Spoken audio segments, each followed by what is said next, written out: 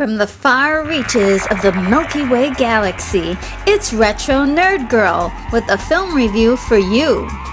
Today, I'll be reviewing the movie Barbarella, released in 1968. Starring Jane Fonda, John Philip Law, and Anita Pallenberg. Directed by Roger Vadim. The synopsis is: Barbarella is an astronaut given a mission by the President of Earth to find a missing scientist by the name of Durand on the 16th planet of Tau Ceti, who has created a positronic ray which could cause war throughout the universe. The story. In 1962, Jean-Claude Forest came up with the character Barbarella based on the physical attributes of the beautiful Brigitte Bardot. The character was to appear in a serial for a French magazine featuring a young woman who has adventures which tend to include mature interludes with aliens that she encounters, much as James Bond does with the women in his franchise. 2 years later, Jean-Claude turned the serial into a book, becoming the first adult comic book containing racy visuals not suitable for children. Dino De Laurentiis bought the rights in order to make a film for Barbarella and hired Roger Vadim to make it happen. Here's an interesting tidbit. Roger Vadim was actually married to Brigitte Bardot prior to this movie and prior to his marriage to Jane Fonda between the years of 1952 and 1957. So perhaps he was perfect to direct this movie. As a fan of science fiction, Roger Vadim seemed to be excited about the film, saying in an interview before the film's production that he took it as an opportunity to depict a new futuristic morality. Charles B. Griffith noted that the production hired 14 other writers, and each one seemed to have had some scenes or features that contributed to the film, though many of them were uncredited. The entire story from the comic book was changed for the film, and a few elements remained but suffered some modification. Barbarella was an outlaw and very competent during her adventures. Durand was just simply called Duran. He had one eye and also helped Barbarella. The Black Queen wore an eye patch pretty much all of the time. The story origin from the comics were brilliant, but somehow the film lost track of where it was headed by the end, and it may have had too many ideas to make a cohesive narrative. One other really prominent feature of the film was the tone. It's very light and very cheeky, filled with more comedy aspects that had fun with the idea of the fantasy. The irony that a man who had a furry costume was equally furry without it, that's a pretty funny idea. And Professor Ping's behavior, the awkwardness of Dildano and the rebel forces, their weird password, which is incidentally the real name of a village in Wales in the UK. The way Barbarella smirks from time to time, and her reactions to things, almost as if she's about to start laughing at any moment. The opening and the closing music, the way it's so bouncy and light and fun. And so many more equally hilarious moments and sound effects that were completely intentional, playing up the ridiculousness of it all. And you know, in some ways you could say that it's a drawback for many viewers, but I personally enjoyed that infusion of fun in the film. The pacing. At an hour and 38 minutes, it's pretty fast moving. Barbarella's adventures are never boring. Weird, but never boring. However, the ending seemed to be missing some very important scenes to make the entire experience feel satisfying. The challenge.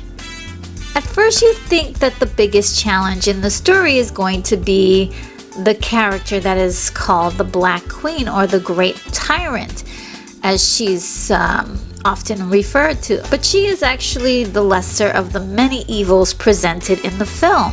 Besides being visually fascinating, she leads a privileged life in the city of Sogo, doing whatever suits her fancy. The city of Sogo is built on a lake that is called the Matmos, and which is a living energy of evil. It feeds off evil, and so it inspires people to be evil as well. The Black Queen tells Barbarella in one scene that the Matmos fumes does something to people. It makes one want to play. And there are many scenes with her asking Barbarella if she wants to play, and play being the code word for doing something naughty in this film. The city inhabitants are a perfect example of this, as they revel in crime and hedonism at the expense of others at every opportunity without repercussion. The very name of the city is short for the biblical cities of Sodom and Gomorrah.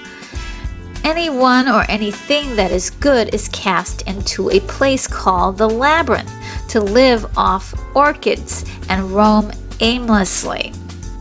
When the brilliant scientist Durand landed on the planet, he was taken to Sogo. His positronic ray was locked away, and only the Great Tyrant has access to it. Under the guise of the city's concierge, his plan is to eventually gain power over Sogo so he can retrieve his positronic ray and become emperor of the universe. It may have been possible that his intentions were less diabolical in the beginning, but it seems he may have had an encounter with the Matmos that aged him 30 years, and that might be the influence of evil on his personality. This is also another thing that helps him go unrecognized. I especially love this character for his charisma on screen and all the depth that he gives the story. The empathy. Barbarella is given her mission and crash lands on the 16th planet of Tau Ceti, which is pretty much a fish out of water depending on the kindness of strangers to get her toward her goal. You don't really get to know much about Barbarella except that she's an astronomic gatrix and the only person that the president of Earth can leave the mission to, since the universe has been pacified for centuries. And there are no armies and there are no agents. The society she comes from is so modern and advanced that they no longer engage in war and physical contact with each other. On the other hand, everyone loves each other, and things like nudity is not really a big deal. In the beginning of the film, she is rescued by a catchman, Mark Hand, who asks for physical pleasure with Barbarella as repayment. When it turns out that she actually enjoys it, it becomes a running theme of the film. Someone saves Barbarella and she repays them in the same way. You get the feeling that she's using the excuse of repayment from the first time onwards just to have physical relations again. She's discovering her own sexuality for the first time. Another such lover and helper is Pygar, the last of the birdman species, called the Ornithanthropes. Even after establishing that he's not actually a heavenly angel, the film continues to refer to him as an angel, even up to the end. The leader of the rebel forces in Sogo, Dildano, is her last lover, but he insists on having intimate relations the way it's done on Earth, to Barbarella's dismay. And when we discover how boring, cold, and sterile the process is, we understand why she is enamored with the new way. And that scene in particular is very funny and very reminiscent of the modern way of making love in the movie Demolition Man, released in 1998. Perhaps they were inspired by Barbarella. Now, through all of her adventures, Barbarella doesn't let her physical relationships ever affect her psychologically. Her mission takes first place, just like James Bond. And to me, I feel like she is a very likable character. You want her to succeed. But unfortunately, she's not a hero. She's an accident. She's an accidental hero. Now, the technical aspects. The technical aspects is where the film shines for being a B film.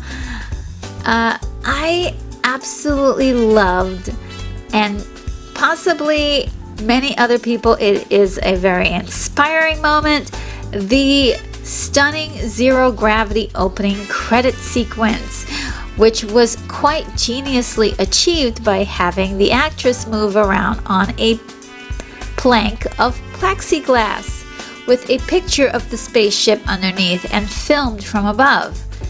I absolutely loved the design of Barbarella's ship, which acts a lot like a living organism, as we can see something that looks like breathing bubbles on the outer ship, and it has its own artificial intelligence that helps her pilot the ship.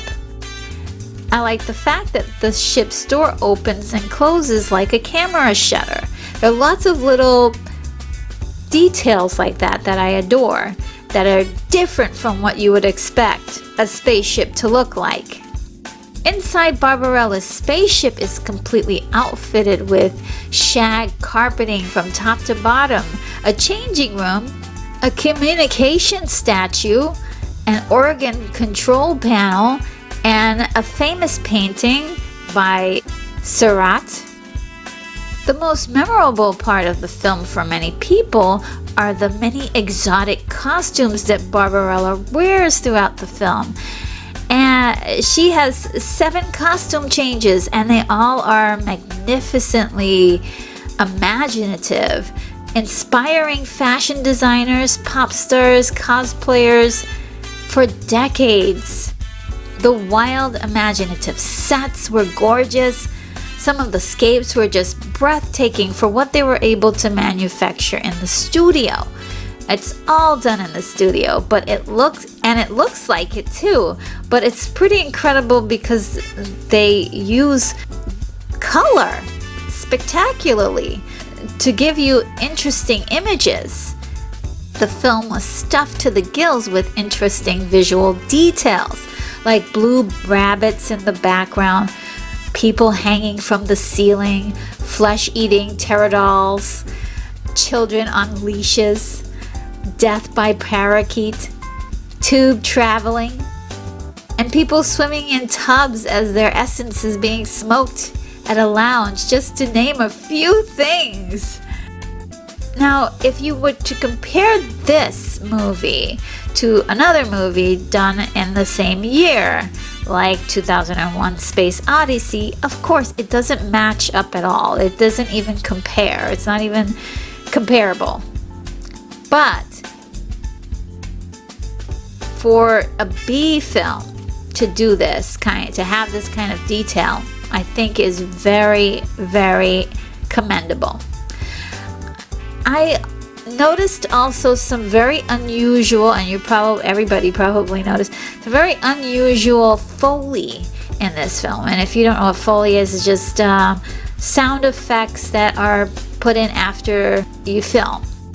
They had some interesting Foley, such as screams that sounded like seagulls and whips that sounded like high-pitched screams. I thought those were interesting additions, and they were kind of funny too. They were interesting, funny, quirky. The score was a very 60s inspired psychedelic sound by composers and producers Bob Crewe and Charles Fox. The main songs were opening title song, Barbarella and Drag Me Down, performed by the Glitter House, as well as An Angel Is Love, performed by Bob Crew. Really memorable music. It has a very strong time stamp on it. So you know that this film was made in the 60s. Now the performances are a mixed bag for me. There were actors who were intentionally not made to act with realism. Jane Fonda plays Barbarella with a lot of innocence and charm, but there's also a sense of whimsy and folly. The character is not very good at being an agent, which makes sense because she's an astronaut, but Jane plays her with a bit of smarts. You can see her eyes thinking and trying to figure things out. I think she's really incredible in the role, and I can't really imagine anyone else doing it. Of her body of work, Barbarella is probably her most iconic, even though I'm not sure if she's, the most proud of it, but it's super iconic. I felt that Anita Pallenberg, who was a fashion model and became a muse for the Rolling Stones, did the physical performance of the Black Queen quite well. I thought she was impressive, and her character's voice was dubbed by Joan Greenwood. Milo O'Shea was exceptionally excellent playing Duran Duran. He definitely ramped up his performance by the end, featuring the more complex maniacal emotions that his character has. It's really over the top, but I loved it. And it was great to see David Hemmings in this. He's really inserting a lot of his charms into this film. The best part of the film.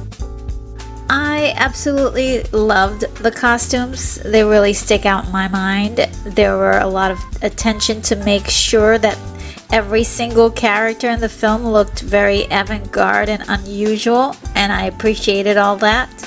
The sets and the props looked so very strange and otherworldly, so I loved all of that. The ending is probably the weakest aspect of the film. Near the end, you think that you're actually going to see Dildano and the rebels win their battle against the powers that be, as Barbarella completes her mission. It leaves you a little disappointed because the film wraps up so fast as the planet is nearly all destroyed by the Matmos. But this is when you really get the sense that the movie wants you to notice that Barbarella and Pygar are both innocent in nature, and that protects them from the evil of the Matmos, which spat them out. Now, my wish list. Well, this is more of a question. In the beginning of the film, Barbarella is given a detector to know when she meets Duran Duran. However, if the detector goes off whenever Duran is around, why didn't it go off when Barbarella first met him? And so many other times that the two of them are together in the film. Another thing, I really wish that the film portrayed Barbarella as a competent agent. Essentially, the villain, Duran Duran, is destroyed by the Great Tyrant when she releases the Matmos that destroys the entire city along with Duran Duran. Barbarella's mission is completed as she destroys the positronic ray through the Great Tyrant's actions. Also, Barbarella tells Duran Duran that she had the key to the Great Tyrant's bedchamber that set off the destruction of the entire planet. I mean, in many ways, this is her fault, all those people who died. I wish that the voice dubbing was less obvious. It's probably the most distracting thing about the film, and I've heard the voices of Anita Pallenberg and Marcel Marceau, and I think it would have been kind of cool to have them in the film. It does lend a strange oddity to the Great Tyrant when you hear this really powerful English actress's voice coming from this beautiful young girl. So I'm not sure. It could have worked either way, but I'm always curious what the actual actors' voices were. So that goes on my wish list, but it's not really a complete and total criticism of the film. It's just sort of like something I've always wondered about. And lastly, even though I enjoyed the cheese in this film, I really wonder if it could have been a little bit more serious, if it had a little bit more tension and more of a cohesive story. And that is one of the biggest flaws I suppose this movie has for a lot of people. Enjoyment! The original film was released in 1968 with a great deal of criticism. Later, the film was given a major theatrical re-release in 1977 due to the box office success of Star Wars. The picture was edited to obtain an American PG rating and had the added subtitle, Queen of the Galaxy. The film was pretty wacky for its time, but more timely for the late 70s and 80s, where it grew a stronger cult viewership. Late night or Saturday evening movie airings really helped it along as well. The 1977 version was the one I saw as a little girl in the movie theaters and loved every minute of it. And it just really sparked my lifelong love of sci-fi, and especially that retro sci-fi or lo-fi sci-fi where you could really take everyday items and turn them into science fiction props for your little movies. For some reason, even to this day, it really warms my heart. Low budget production sci-fi it's just puts a smile on my face. And if you only like science fiction, if it's pristine and realistic, this film is going to be something you're going to roll your eyes at, because it is complete fantasy. None of the situations are plausible in the slightest, with ridiculous antics and oddities that I'm totally into, but I know a lot of people just aren't. It's like a psychedelic graphic novel come to life on screen. And I've heard some rumors that the film was in consideration for being remade. And because Barbarella, by nature of the material, really never did get a broad audience. It was so niche to those kinds of sci-fi lovers. There's something really special about this movie that's really unforgettable. I mean, once you see this movie, you cannot unsee it. You cannot unsee Pygar, and you cannot unsee the Great Tyrant, and you cannot unsee Durant. It's just so cool. And besides the visuals, the fun and the free spirit of Barbarella, getting into this mischievous folly all over the universe, it's such a cool idea and a cool story. I just really admire and love so very much. So it might not be the ideal role model for a hero, but for 1968, I think she was kind of like a start in a right direction, because she is just not like any other character. My rating is a 7.9. That sums up my review. I hoped you liked it. This is Retro Nerd Girl signing off. Take care, movie lovers. I'm off to my next review.